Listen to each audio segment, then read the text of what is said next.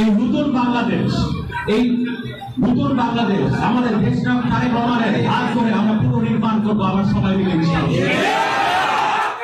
আজকে এই কর্মী সভায় আমাদের স্বেচ্ছাসেবক দলের সদস্য নেতৃবৃন্দ, আমাদের মডেল থানা, আমাদের বিভাগ নেতা এবং আমাদের ইউনিয়নের নেতৃবৃন্দ যারা এখানে উপস্থিত আছেন, আপনাদের সবার দায়িত্ব এই ক্যারিগঞ্জকে, এই ইউনিয়নকে সুন্দরভাবে সবাই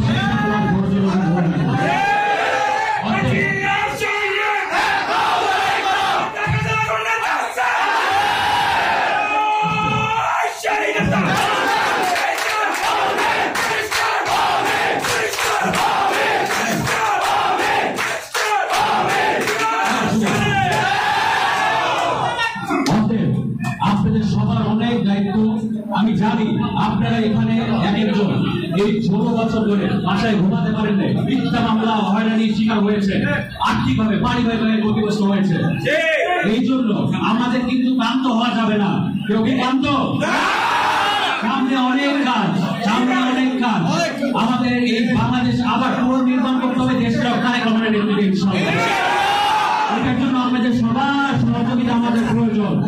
আপনারা সবাই সহযোগিতা করবেন, তুলে দেখান সবাই।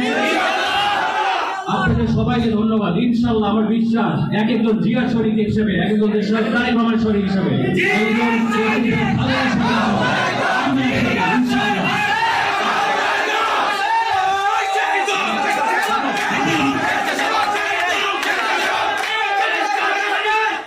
আমরা এক একজন ইনশাআল্লাহ এই জিয়ার শরীর হিসেবে আমরা আবার দেশের তারেক রহমানের নেতৃত্বে এই দেশকে আবার সুন্দরভাবে গড়ে তুলব। অতএব সবাই কাঁধে কাঁধ মিলিয়ে কাজ করবে, নিজেদের মধ্যে কোনো ভেদাভেদ যদি না থাকে।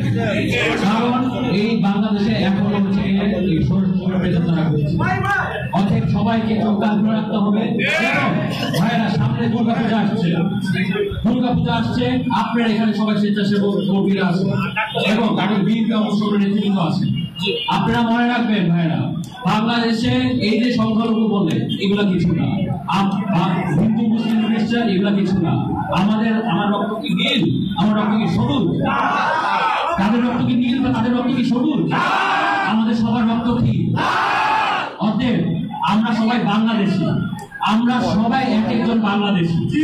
অতএব আমাদের হিন্দু ভাইদের জন্য যারা পূজা পালন করবে তাদেরই সুন্দরভাবে পূজা পালন করতে পারে। আমরা সবাই এক একজন তাদের ভাই হিসেবে আমরা এক একজন করে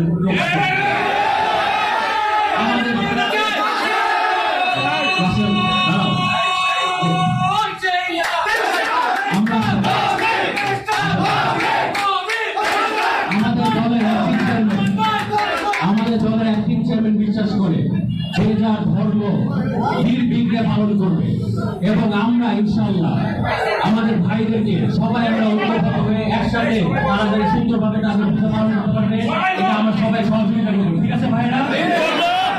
আপনাদের এখানে যারা যারা আছেন, স্বেচ্ছাসেবক দলের সক্রিয় নেতৃবৃন্দ, আমার থানা নেতৃবৃন্দ, মডেল থানা নেতৃবৃন্দ এবং জেলা নেতৃবৃন্দ সহ আমাদের বিএনপি অঙ্গ সহযোগী সংগঠন, আপনাদের সবাইকে ধন্যবাদ। সবাই ভালো থাকবেন।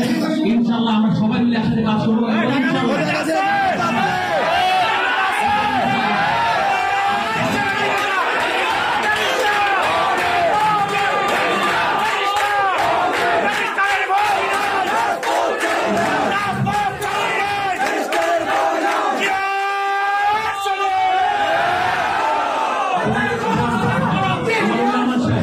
সেইভাবে আপনাদেরকে নিয়ে আপনাদের পরামর্শে সেইভাবে এই জ্ঞানীগঞ্জ উন্নয়ন করেছে।